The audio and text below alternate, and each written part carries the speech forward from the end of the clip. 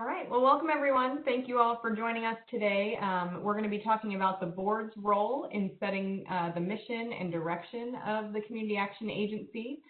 This is part of our deep dive into the Organizational Standards webinar series. So there's a series of about 5 webinars that we've packaged together that dives a little bit deeply into either individual or groups of just a couple of standards. And goes a little bit into not just how to meet these standards, but also how to think about going beyond compliance once your agency has gotten comfortable with meeting those minimum requirements. So this webinar does come to you from the Human Capacity and Community Transformation Center of Excellence at the Community Action Partnership. Part of our work is to provide training and technical assistance on the standards. And I'm Courtney Kohler. I'm a senior associate with the Community Action Partnership. And we also have Barbara Mooney and Carrie Gibson here with us from the Association of Nationally Certified Roma Trainers and Implementers. So I'll go ahead and dive into our content for today. Some of our objectives that we want to achieve through talking with you about this topic is, first of all, just the consideration of the role of the mission and in the whole overall performance management process. Also a reminder of the network anti-poverty mission. So not just looking at your own mission of your local community action agency, but thinking more broadly of the mission of the Community Action Network. Then also details of a mission review process, as well as how to use your mission statement. And then we're going to talk a little bit towards the end about moving beyond that compliance threshold into up the continuum of excellence. We do encourage you to ask questions as you go throughout today.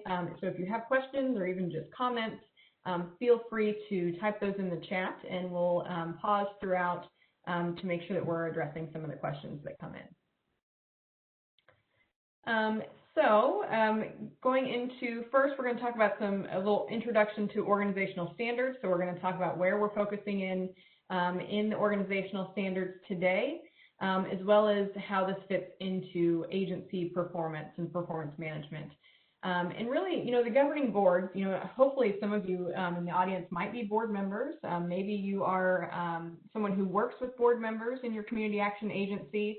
But there's definitely a role with the mission and direction of the organization for both board members as well as staff. And so the governing boards of community action agencies have tools that can help them guide operations and improve agency performance.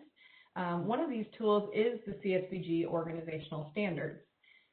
So these were released in 2015 by OCS. Many of you might already know this information, but just a kind of a review in case you're not as familiar. There's about 58 standards for private nonprofit community action agencies and 50 organizational standards for public community action agencies. And these really represent the operational thresholds or the compliance minimums. These are mandatory for all CSBG funded agencies. And sometimes there's slight differences from state to state, but nationwide, every community action agency works to meet the same set of organizational standards. It may not require specifics on how an agency has to implement or achieve a standard, but documentation must be available to show that that requirement is met. So where we're focusing in today in the organizational standards is primarily looking at standard 4.1. And it says that the governing board has reviewed the organization's mission statement within the past 5 years and assured that 1, the mission addresses poverty, and number 2, that the organization's programs and services are in alignment with the mission. So there's definitely a few different pieces to this standard, and you'll find that in some of the other standards as well. But first of all, it's the time frame that it must be reviewed. Also, that the mission has to address poverty and that the programs and services are in alignment. So there's kind of those 3 key pieces here. And again, with a lot of the organizational standards, it doesn't go into exactly how this standard has to be met, but then there's those conditions that go along with it. But sometimes how you meet these standards is when you start to be able to progress up that continuum towards excellence. So just kind of a picture of where we're at in the standards. there's 3 thematic groups in the standards. Vision and direction is kind of where we're at right now. Of course, mission fits in really well with that. And then the category of organizational leadership, which is category 4, is where standard 4.1 is. And then also to give you a visual of the ROMA cycle, so results-oriented management and accountability, the mission statement review is very much a part of the ROMA process as well. So it fits into this planning stage. Of course, you have the assessment planning, implementation, achievement of results, and evaluation, continuous cycle. But then that mission statement review can really fall into the strategic planning portion of the process. But then it's also kind of used throughout as well. And so one thing that we often suggest, since strategic planning is typically in that 5-year time frame, according to the organizational standards, that mission statement review can very much coincide with your strategic planning process.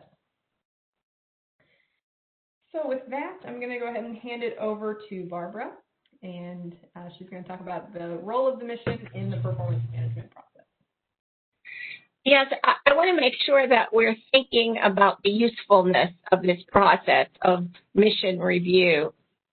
It's not just about checking off a box and saying we met that standard, but it really is important in this whole performance management process, and we'll talk about that. The first question, of course, that the mission statement is supposed to answer is, why are we in business? This is the key function of the mission statement, to define what the agency expects to achieve, and it sets out the common vision and unifies the direction of the entire organization.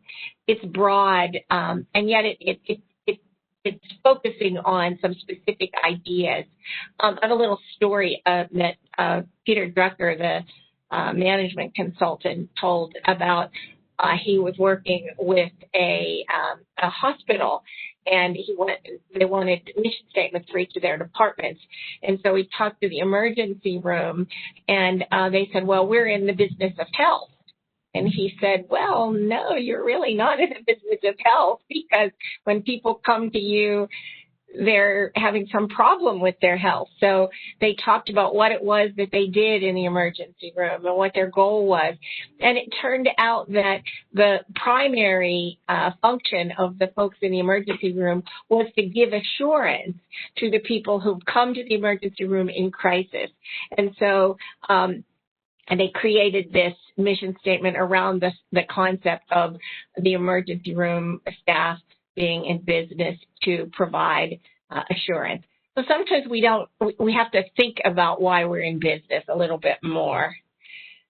We have some guidance from legislation. So the CSBG Act really sets out the purpose of the funding that comes to community action agencies and provides its designation as the anti-poverty agent in their community. So the mission, the purpose in the mission is to provide for the reduction of poverty, the revitalization of communities, and the empowerment of individuals and families towards self-sufficiency. So we have a step up in that we have some legislation to guide our purpose. There's a lot of assumptions that go behind the mission statement. So like in the emergency room example, where people were thinking, well, we're about health, and when really that's not what they're about. There are all these assumptions that your board and your staff have about who you are as an agency. But someone who reads your mission statement should know what you believe about poverty, what you believe about the causes and conditions of poverty, and what we can do in the long term to help actually reduce poverty and connect with others in the community. So when we talk about mission, we also have to think about vision and values. these combine together to help establish direction, and it's the board's responsibility to set the direction for the local agency. And so the mission and the vision are the organizational compass, and then we like to say the values are the moral compass. So what you believe is based on an ethical framework of the agency. So I don't know if you know what a SWOT analysis is: strength, weakness, opportunity, and threat, but that's usually done in the strategic planning process. And so the mission can help you understand those strengths, weaknesses, opportunities, and threats in the context of the agency's visions and values. And so the review of the mission statement is really the board's responsibility, but really should involve staff and other stakeholders. So the vision is the far goal. So what would be the best case scenario? And so in our world, it would be, if there was no poverty, what would be different? So the vision of your community would be described as it would happen if there was no poverty. And this is an activity that we would do with a board who was reviewing their mission statement to get them to think about that.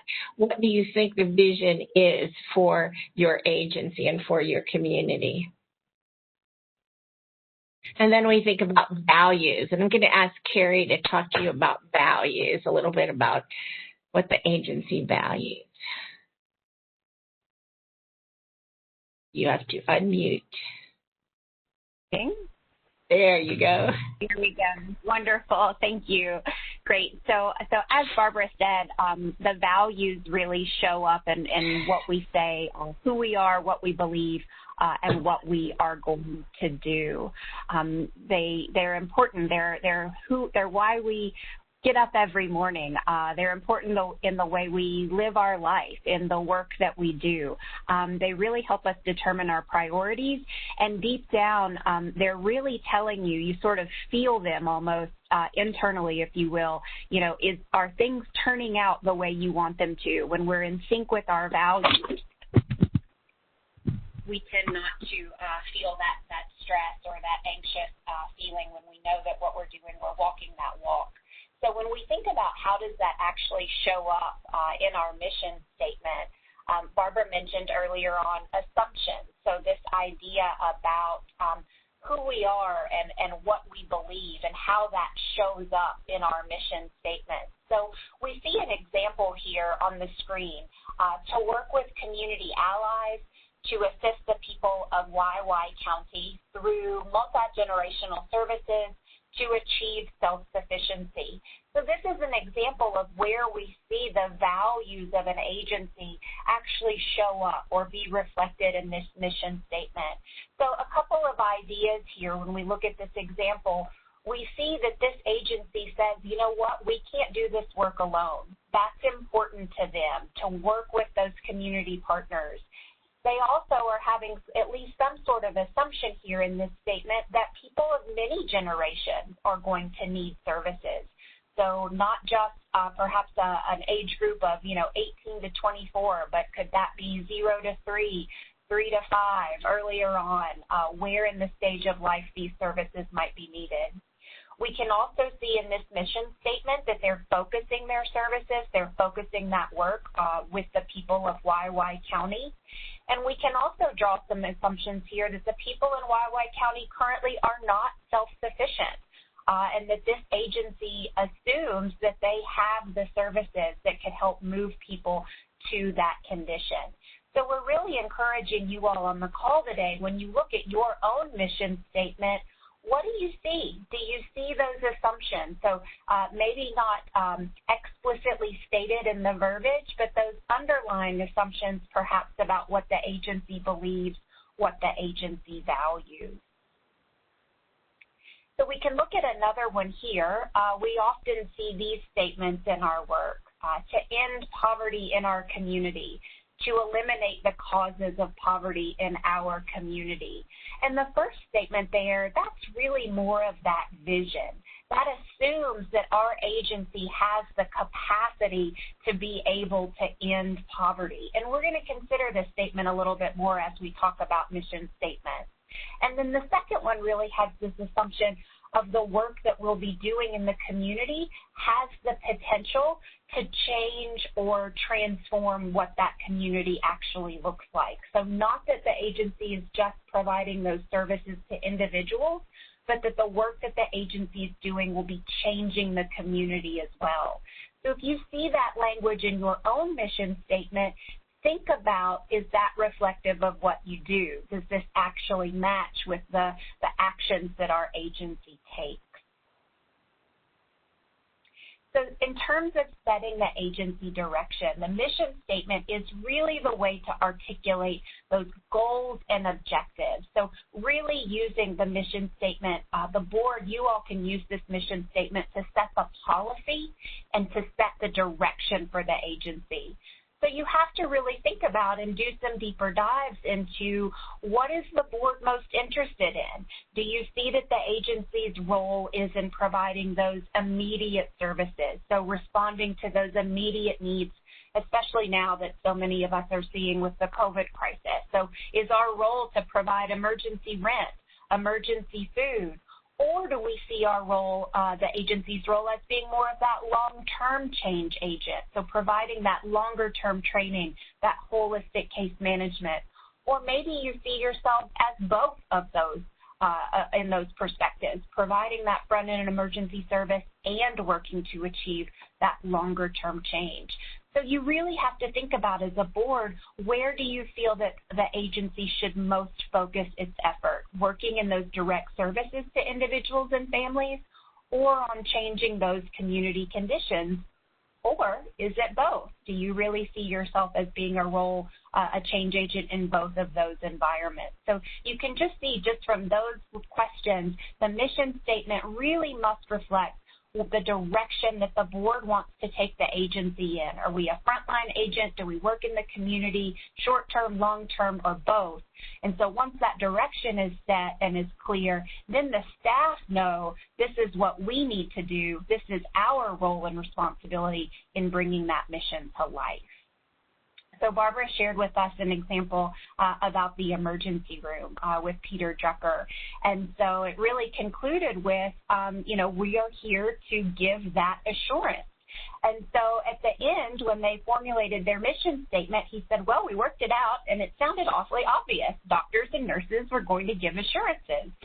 But when they took the step of actually translating the mission into action, what that meant is that everyone who came into the emergency room was seen by a qualified person in less than a minute. And because their first objective was to see everyone almost immediately, that's how they were going to give assurances. Once they understood that was the direction that they were going to go, everyone understood their role in that process.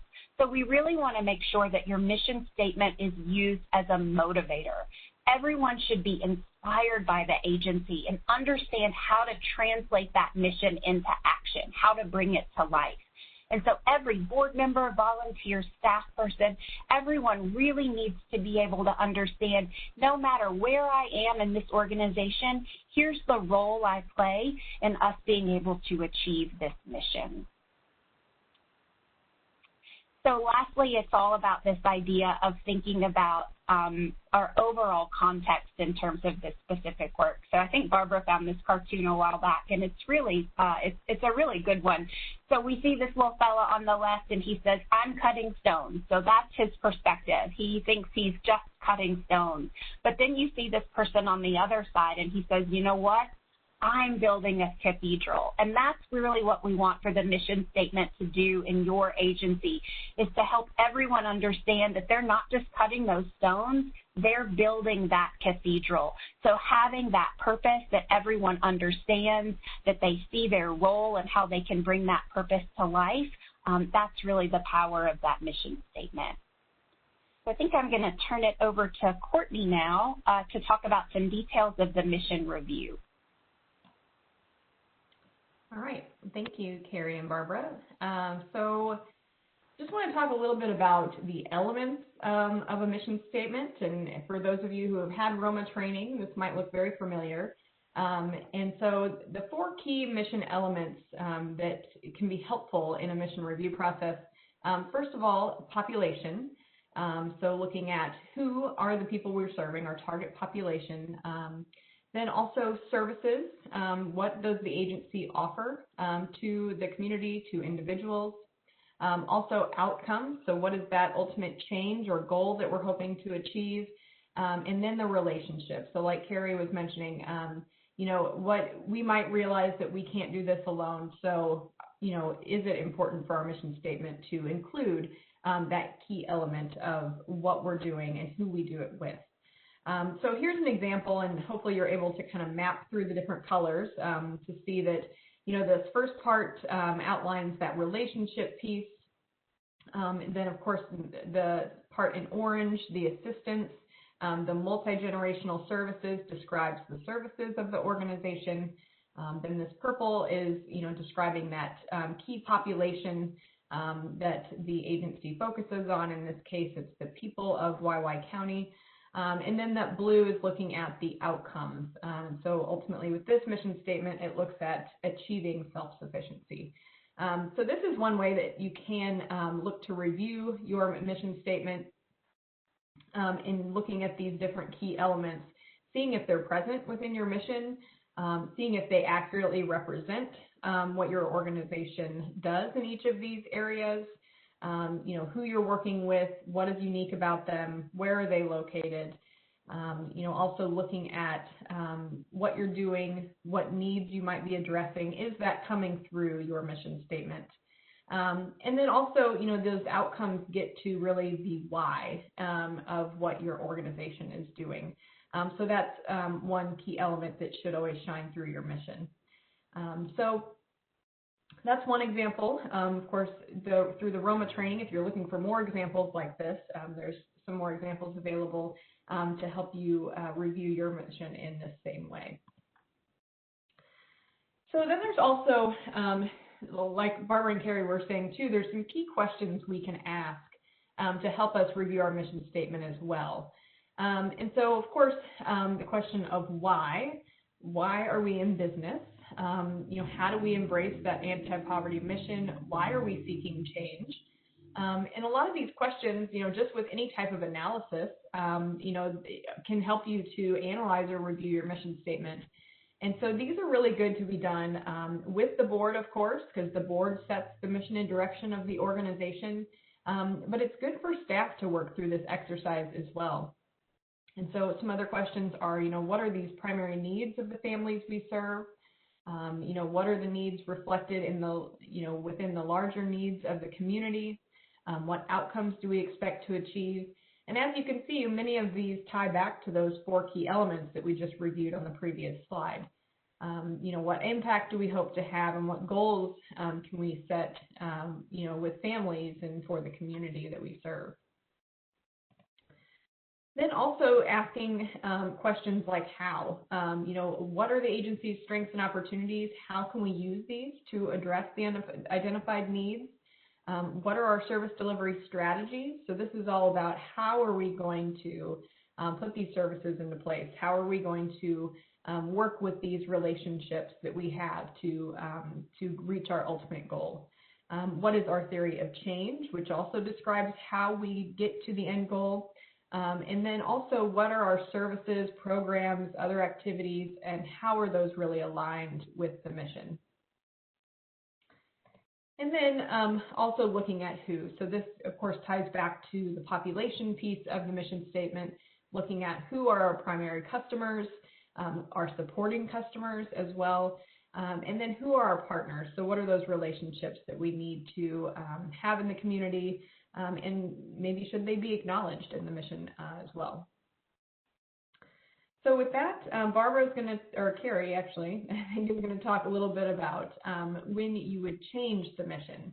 And just a side note here too, as we're looking at this organizational standard 4.1, it's the review is the part of the process that is necessary, but every 5 years, the standard does not require that the organization changes their mission.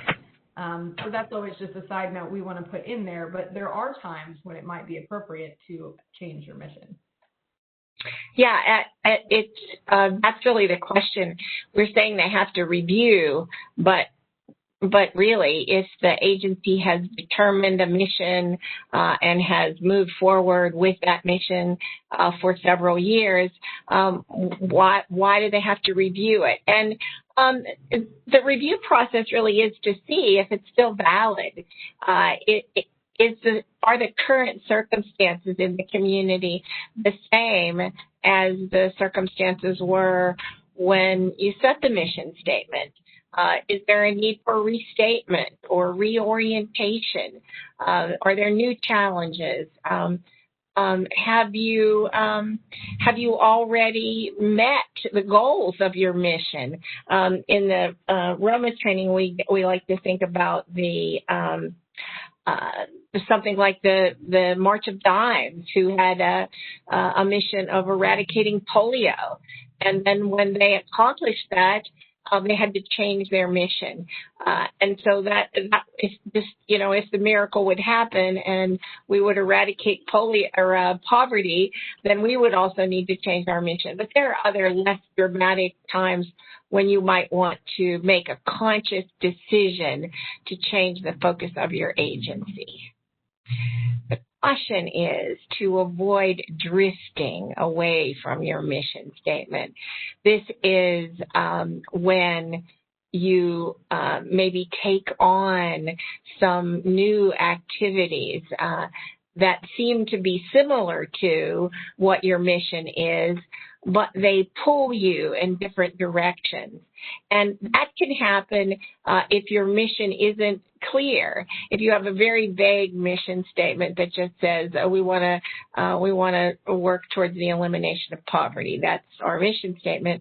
That's not enough to help people understand the direction that the board wants to take. So the decision makers may have different ideas, conflicting even ideas on how they want to address that. So having an explicitly expressed and clearly understood mission statement will help to avoid this pulling in different directions without being aware of divergence. In times like these, where we have a crisis, a national crisis having to do with COVID, and there's lots of new money being pumped into our network, sometimes that kind of change can cause us to drift away from our mission statement. And Carrie talked earlier about do you provide for immediate needs or do you help with long-term change, or both? And it might be that when you're reviewing your mission statement, you have to reaffirm that you are still about both, not just responding to immediate needs of a crisis that's come up in your community. So this mission drift piece is important, and that's a really important reason to do the mission review. So I think I'm back to you, Courtney. Okay, great. So we'll pause here and just see if there are any questions. I have seen a couple come in the chat. I know. I saw one that said, "What is Roma training?" OMG, yes. So we have a training project, the project that I am responsible for, that helps the network understand the performance management system of community action that's called Results-Oriented Management and Accountability, or ROMA. And we have many different kinds of training, but our primary is to train trainers who then go out into the community and train local agencies and boards and partners. And so there's a standard curriculum that's in use throughout the country that has the basic principles of the ROMA performance management framework. So that's the answer to that question.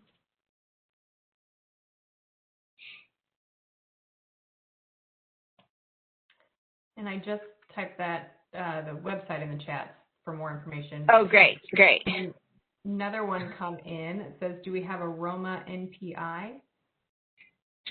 So there's not a performance indicator that's focused on ROMA. There is an organizational standard that says that the agency will implement the full ROMA cycle. But the national performance indicators are focused in Module 3 and in Module 4 on community change and on family and individual change. So 3 is community and 4 is family and individual.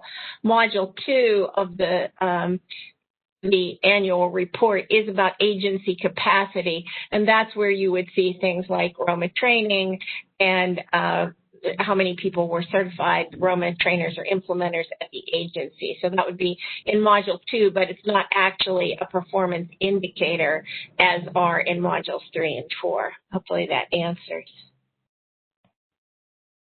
And Carolyn, Courtney has put the website in the chat. It's ROMA-NPTP for National Peer-to-Peer.org. Yeah. And there'll be a slide at the end that has our contact information, and you can always email us directly for more information. Yeah, and Barbara also mentioned that toolkit on documenting standard 4.3. So I'm entering that in the chat as well, because it does somewhat connect to the standard that we're talking about today with 4.1. They're both in the organizational leadership category. But there is a whole publication that we have put together with some documentation resources that can help you achieve standard 4.3 and better implement ROMA in your organization. So that is there. I did see another question just clarifying that the mission has to be reviewed every 5 years, and yes, that is correct for that organizational standard. And like I mentioned a little bit ago, that the requirement is that it must be reviewed. Of course, there is no requirement that it must be changed, but Barbara just talked about those times when you might want to change your mission if it is appropriate to do so. So this is where the mission review process is very helpful, because that can guide you to determine whether there might need to be changes to your mission statement. All right, so we'll talk a little bit here about agency performance and taking it from compliance to excellence. So this second set of tools that the governing board has available for community action agencies is the Community Action Agency Standards of Excellence. And this is kind of, as we're moving up this continuum, these can be really helpful to look at what might you need to do to achieve kind of this status of excellence. And in community action, we have standards that are essentially describing what an excellent organization would look like. And so these were actually adopted before the organizational standards by the Community Action Partnership Board. These are the 35 standards that focus on and promote the very best practices of the very best community action agencies. So they promote excellence and continuous improvement system-wide, so across the whole organization. And these really represent optimal or best-in-class agency practices. So some of the things that we've talked about today include these best-in-class agency practices. So it might not be required, to do this type of mission review through, exactly through the organizational standards. You have to review it in some form. But this is kind of, how you can review it to make sure that you're achieving this kind of status of being an agency of excellence. And these standards are very much voluntary. So like I mentioned, the organizational standards are mandatory for all community action agencies or CSBG funded entities. But for community action agencies, these are very specific to community action, but they are very much voluntary for those who are simply interested in moving beyond compliance. And of course, we always recommend that people, are meeting the organizational standards prior to attempting to achieve the standards of excellence. That said, though, there are good practices in the standards of excellence that can be looked to even as you're still meeting the organizational standards. So, whenever you're trying to achieve these standards of excellence, there is a process and actually a training program associated with it. So if you are interested in looking into this, we're in the process of kind of revamping our Pathways to Excellence program right now. We're planning kind of a multi-tier system that'll be easier to get into, move forward in at your own pace. But it basically offers a way for agencies to benchmark themselves where they're at currently and then identify how to move forward in achieving those 35 standards of excellence. So through this program, you get a feedback report, you work with peer reviewers, you do a self-study of your organization, and in the end, you can actually apply for the Community Action Award of Excellence for national recognition. So that's kind of a very brief overview of that program. But the 35 standards of excellence can also be accessed at any time to be able to look at and kind of, gauge where your agency is at and look at what you might want to strive for. So in doing a comparison here of these different sets of standards, standard 4.1, like we've been talking about, you have that review every 5 years. Then also you have that the mission should address poverty and that the agency programs align with the mission. There are associated standards of excellence that as you're looking to go beyond compliance that you would kind of move to look towards excellence. And standard of excellence 1.2, so category 1 in the standards of excellence is focused on leadership and governance. And so this one says that the board has formally adopted the agency mission. So it really does kind of make sure that the board is engaged and involved in that process and that that's been formally adopted. And then also that the alignment of programs and services with the mission should be demonstrated through the strategic plan and also through that strategic plan deployment with that active oversight of the board. So as you can if you can kind of picture this continuum of excellence, you have the review and you have the components that should be included in the mission. And as you move towards excellence, it's really about how you engage the board in the full process, how it connects with the strategic plan, as well as how it connects with actually the deployment of those programs and services that are being delivered to individuals as well as the community. So that's kind of how you can visualize that continuum.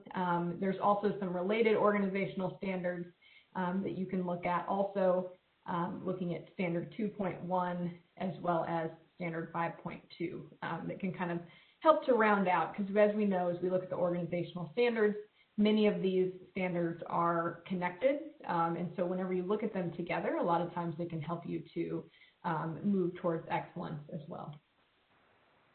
So with that, I'm going to hand it over to Carrie to talk a little bit more about beyond compliance. Great, thank you. So yeah, I think we've mentioned a couple of times, in a lot of these processes, you could easily just see these as opportunities just to check the box to say, yes, we've done this. Yes, we review our mission statement every 5 years, check the box, we're good to go. But really thinking about how do you move beyond just that checking of the box? How do you move beyond compliance? So thinking about, do you have your policies and procedures about how you review your mission? Are they written down? Are they actually written policies? Are they written procedures? Are they written in a way so that everyone who picks them up could understand this is how we review our mission statement? So when you've got that process hammered out, when you've got all those details, some of the things that we may think, oh, well, of course we know that we would want to ask this question or that question. Well, maybe not everyone knows that. So if you have everything written down, you've really got this guide, this framework, this set of rules, if you will, this toolkit to go forward and think about how do we actually do this? So when are we going to do it? Who's going to be involved? What's it going to look like? What questions are we going to ask? Are we going to look at those 4 key elements? Are we going to think about the assumptions? Do we think about the words that we have in our mission statement? Do they really reflect what we believe, what we value, and what we actually do? And then how does it fit into your other processes as well? So thinking about having some sort of written policy or procedure to be able to do that review process. Another way to think about moving beyond compliance is to look at how is that mission really infused to all of the aspects of your agency's operation. So another way to think about that is, how is your agency bringing your mission to life every day? We really encourage agencies, don't have the mission statement just be something that, oh, I know we've got it, but I don't know what it is. So don't make people search for it. Maybe I heard on a training recently, somebody said we've even got it posted in our bathroom. So, whatever works for y'all in terms of making sure that it's easily accessible. We want people to be able to see it, so is that in your lobby? Is it on your T-shirts? Is it on your business cards? How do you use it? Is it part of your branding? Is it part of your materials? I know the partnership for a lot of their meetings, they open with the mission. Several local agencies that I've been to prior to the pandemic, they started all of their board meetings with reading the mission statement. So just really setting the stage of this is who we are and what we do.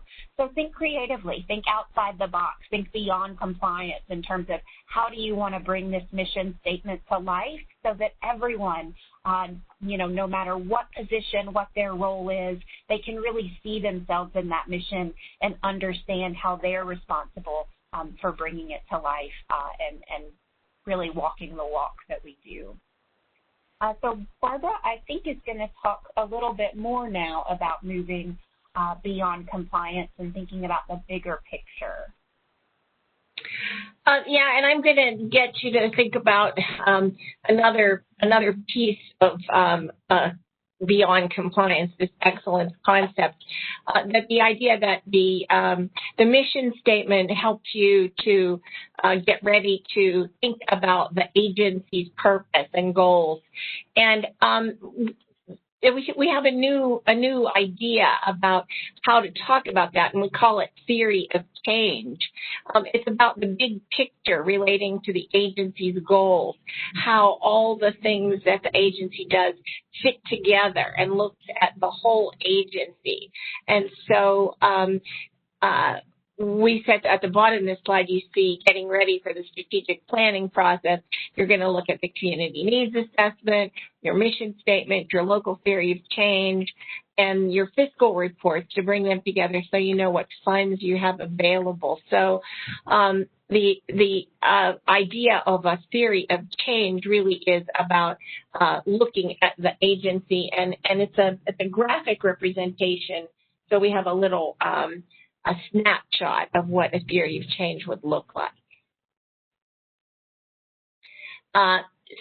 So this can help you with decision making.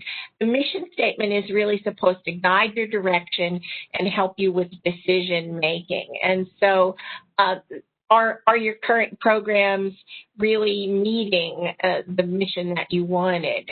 So you are thinking about the decision-making process to make sure that new programs fit. So as I said, we have this new focus on fighting a national pandemic, and how does that fit in? What's the decision-making process that allows you to add new programs? Are there significant adjustments that need to be made? Are there new partners that need to be pulled into our processes? And those should all be mission-driven decisions.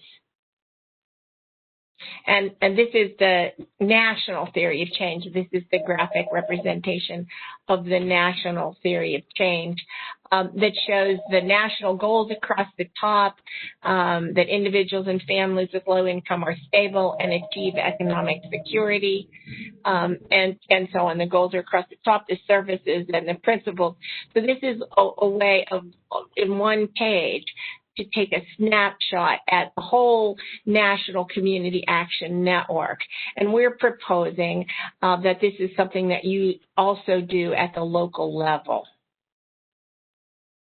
And you create a simple graphic about what you want to do and how you will actually reduce poverty, what you offer, who your customers are, and who your partners are. And this is a way to help really consider creating a local theory of change. And Courtney's going to talk about an example of a local theory of change. Yeah, so this is a community action agency in Southwest Missouri that used the local theory of change process. Actually, they put all of this into one process. So just like what Barbara was talking about with all of the different pieces that we want to connect here, they were entering into their strategic plan process, and they kind of identified that they also needed to do this mission review process, but that they also wanted to take just a different type of approach to planning for this time. So the Romer trainer, actually, Debbie Markman down in Joplin, Missouri, kind of crafted this process using some of the guides on creating a local theory of change. And first part of the whole process, they went and they did a thorough review of their mission statement and their vision statement. And through that process, and it was with the board of directors as well as with some key leadership from the organization, actually a few community partners as well, and then some frontline staff. And so through this process, they conducted this review, and they determined that it was time to change their mission. Not really change their mission, but kind of refresh their mission statement to make sure that it was in line with what they were working to achieve, the population that they were serving, what services they were offering, and really making sure that it was relevant in this time. And as far as the vision, what was that? If everything could change tomorrow kind of question, what is it that we would want to see? So as you can see here, then they used that new mission and vision, or should I say refreshed mission and vision, as kind of the foundation of this whole process. And then they used this local theory of change process as kind of the catalyst to their strategic planning process. And so through this process, they were able to kind of condense down into these 4 broad agency goals that you see at the top. Then they identified what are those key outcomes that we're looking at achieving in response to the community, family, and agency level needs that we identified in our community needs assessment. They also conducted a SWOT analysis. And then, of course, through that process, they identified their services and strategies that help to achieve those outcomes. And they also just recognized that those community action core principles and performance management process is kind of how all of this, how it all makes it happen. So we just wanted to show this example to demonstrate how, the mission and vision review process, first of all, as we said, it can connect very nicely with your strategic planning process, but it can really help to serve that foundation to either strategic planning and or creating this local theory of change.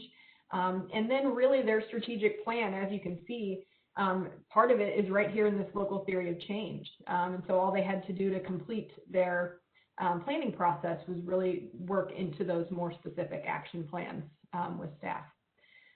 So the whole board was involved in this process, and that's kind of how this came about. But I guess all this to say that the mission and vision is kind of that key connecting piece and really that foundational element to kind of making all of this work. So if you're interested in learning more about creating a local theory of change, we do have some training materials on how to do so. So we have an e-course on Community Action Academy that goes into this information. We also have it posted on the partnership website. And there's an introductory video, some workshop slides, and a facilitation guide that kind of guides you through the process or helps you to train others if you're a Roma trainer and want to use it for that purpose.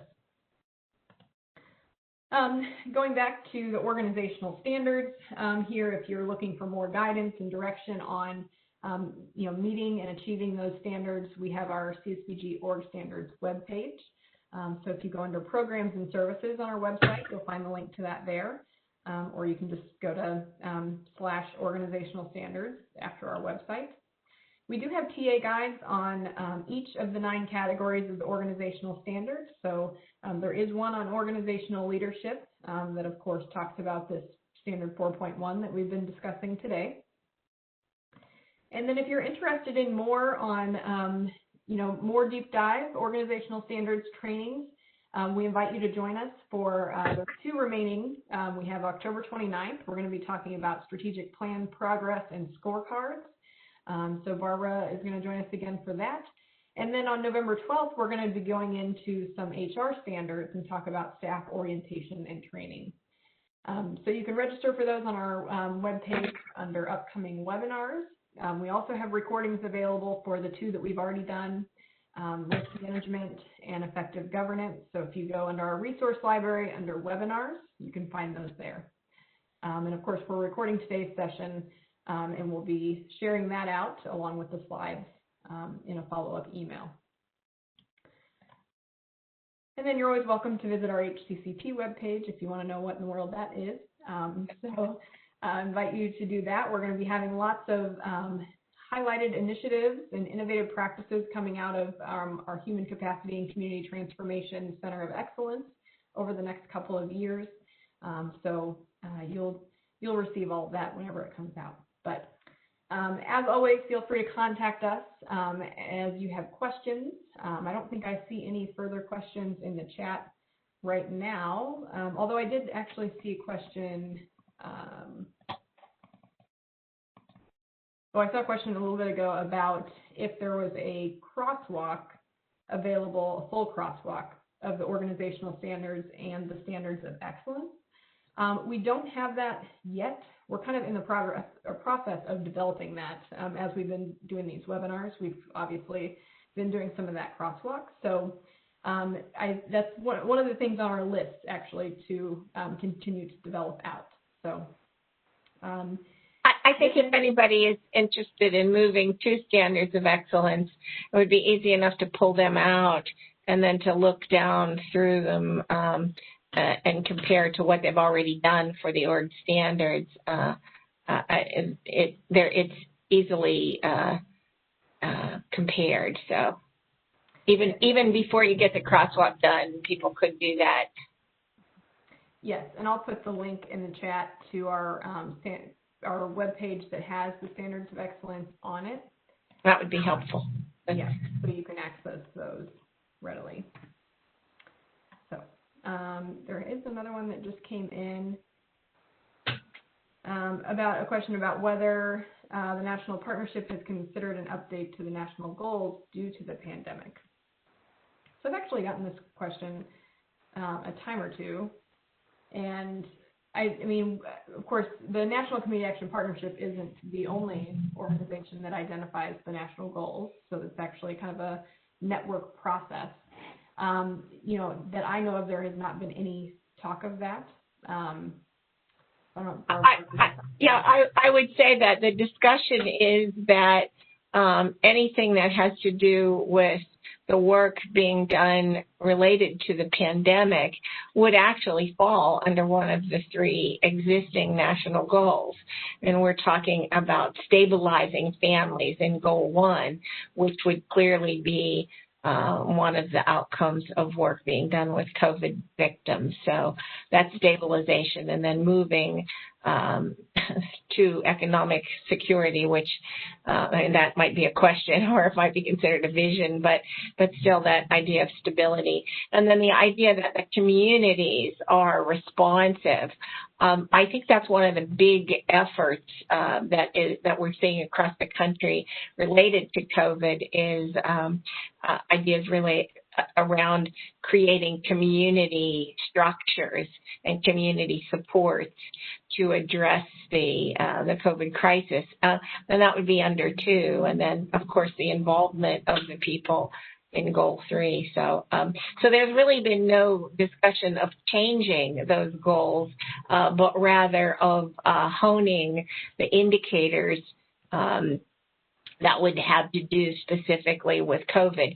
And there are blank lines in the annual report for every one of the National Performance Indicator areas in modules 3 and 4 that you could add in a COVID-specific indicator to add to it. So in employment or housing or health, any of those areas, there's an opportunity customize what you want to report on by writing in on one of those blank lines. But I think the overarching national theory of change holds true in the crisis as well as in the rest of the time. Mm-hmm. Yeah. So at this time, the national goals are set, and I think what it is, the work that we're doing might look a little bit different, but it still very much aligns with the 3 national goals that are present. So. And as that's the source of the funding, it should continue to follow those goals. So. Yeah. That's a good question. And Courtney, like you, I've heard that quite a lot. And I have asked other people and talked through it, thought about it. And I think it's a matter of perspective that we're so focused on the source of the crisis, but it could be the fires in California or the hurricanes on the coast, or it could be the earthquakes in Puerto Rico. Those crises are always going to be facing our population. So it's a matter of how we address those or how we reach those national stability goals. Mm-hmm. Yeah, and I think that's the beauty of community action, is that we have the ability to be flexible and address those as needed in our individual and unique communities. So, there was actually another question that came in along those same lines about what about racial equity? Will there be a goal added around that? And, I would really say that that's, again, kind of in the how. And I think that it's embedded in the work that we do. And I know the partnership has been doing a lot of work, in making it really just integrated into what we're already doing. And so I think that as agencies are working on racial equity type strategies, that's really part of the how of what you're going about doing, that fall under these, more broad goals that we work to achieve in the Community Action Network. And we could actually see quite a bit of progress towards both the goal of changing community conditions and in engaging low-income people. I mean, I think the racial equity work is causing us to think about our roots, the times back in the 60s when we were engaging the low-income population in activism and trying to address issues. I think that this is an opportunity to raise civic discussion, civic engagement that would be under our Goal 3 that we don't always see in calmer times. So that's an opportunity really to look at Goal 3. Sure. Mm-hmm. All right. Well, good questions. Yeah, definitely. Thank you all for engaging with us and for joining this session. So I don't see any other questions, so I think we'll go ahead and wrap up and conclude, but feel free to reach out to any of us anytime. And thank you, Barbara and Carrie, for joining us today and talking about the board's role in the mission. So. Thank you. Thanks for having me.